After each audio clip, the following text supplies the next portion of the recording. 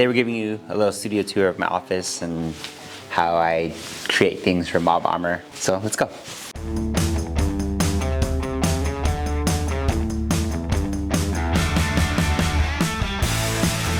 So one of the first things that I always do whenever I'm recording in here is I have this printed out recording session in here. I will tape it up. This is the normal angle in a lot of our videos now. We wanted to have some kind of a background, so I came up with the idea of the grid wall and shelves. What's up guys, blah blah blah blah. I have this desk on the back in case I wanted to display anything. Last year I had the Christmas tree stuff or any other holidays or special events or special products that are coming out. I like to have them presented in the back behind me. How I have a lot of my things plugged in, I'll show you right here.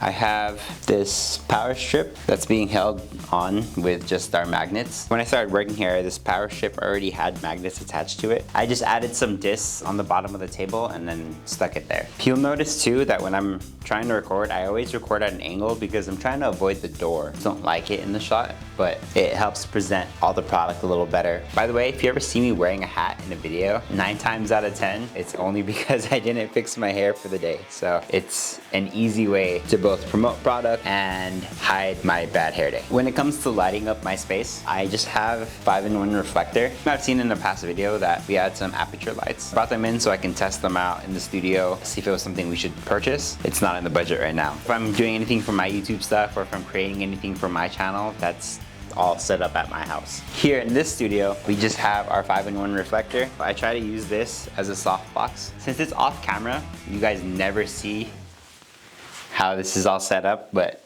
that's why I show you this today. When I'm setting up my lighting, I try to get the key light as close as I can. I end up leaning on this table. I'll get my light source, get that as close as I can. These are some makeshift sandbags that I made. Try to be as scrappy as I can. It saves the company money, and if it's accomplishing what you need it to do you really need to buy it? See, I fill this bag with sand, and then I put the other Ziploc over opposite. So that way, if it does spill out on one end, it can't come out on the other end. I use these as just my normal sandbags, just to make sure that that's not going anywhere. And then over here, on this side of the table, I have this as my fill light, filling up like the shadows of my face. Just off camera, I have my background lights. That way I can still light up the logo, and then I can still light up the grid over here. All these lights are bicolored. If I wanted to have them a white light or a yellow light, I just have the option to switch back and forth between them. Shooting with the Canon EOS R, when you shoot in 4K, there's a crop. So what that means is the camera zooms in to compensate for shooting 4K. Zooms in like that. Then I just slowly adjust certain things so you don't see them in the picture. There's my light source a little bit, push it back. You don't see my other light sources on the side. This is the angle you're probably getting used to because it's the newest angle. You can see the grid wall, part of our logo. And then, like I said, bad hair days, hat. Not just for like our main talking head videos. I use this table a lot for our product photography. This mess over here is everything I use for product photography. This is my little stand, and I'll show you what I do to set up product photography. This is a little makeshift board that I had Mike made. Obviously just 2 pieces of wood. And then I have just random pieces of Tabnetics on here. Depending what color I need, random pieces of poster board. Let's get something now. I have our little magnets here. And then I'll get some light sources in there. And then that's how I normally get product shots in. If I'm trying to get more fancy with things, I went to our local tile shop and just got some pieces of tile from them. So I picked different textures, different designs. And then I would just do the same thing. Product shots. But in reality, it's just a combination of a tile, paper, and lighting. One of my favorite parts about videography is that with the right creative mind, you can get a lot of different scenarios and things done with a basic setup like this. That's how I get some product photography done. Different textured tiles.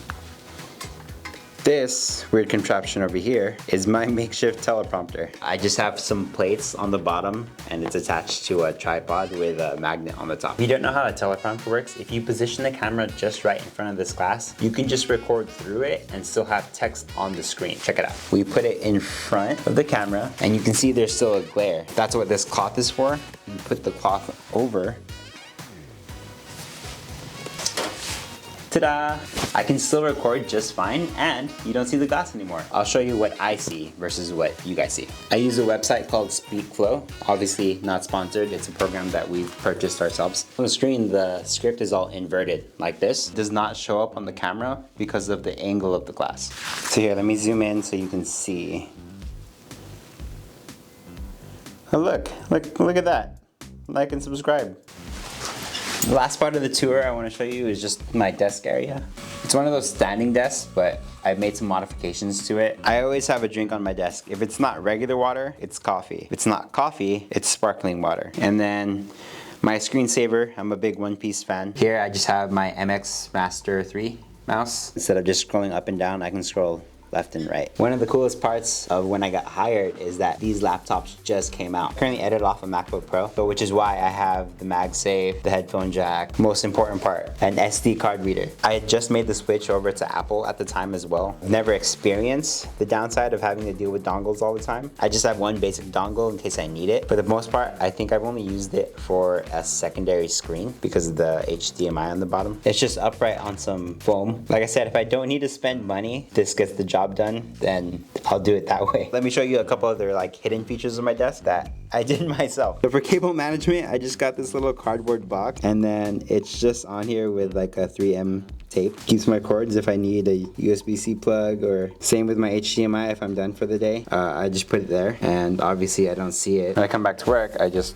grab it and plug it in. You'll notice that this top isn't actually the real top. I got this off of Facebook Marketplace. I tried to take this off, but this is just like fully screwed in, taped it on top and called it a day. Like other people who are really into their desk, cable management is a very big deal to me. So it bugs me when I see cables hanging down on here. They have this little box underneath that you can put your cables in, so that way it hides. If you just have some cardboard and tape and creativity, you can do it yourself. See, I just have cardboard here, my cables tucked away, power strips with 3M tape. I don't see anything hanging. It doesn't bug me anymore. A perfectly clean and organized cable management system. If you guys like that little tour of the studio, subscribe to stay up to date on our events and our products. Hit that like button because you know it makes a big difference on our channel. And comment down below if you have any questions about our products or questions for me or anybody else on staff. See you guys in the next one.